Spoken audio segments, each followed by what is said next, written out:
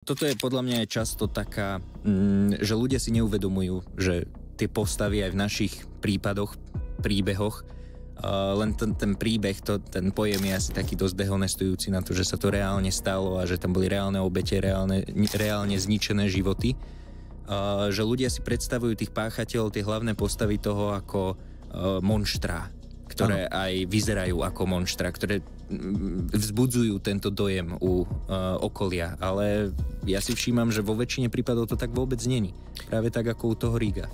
Poviem vám také zaujímavé niečo, čo zažívam často, napriek tomu, že už 16 rokov robím znalca. Ja si prečítam ten spis, oboznámim sa s ním, potom ho idem vyšetriť. A tam príde niekto úplne iný.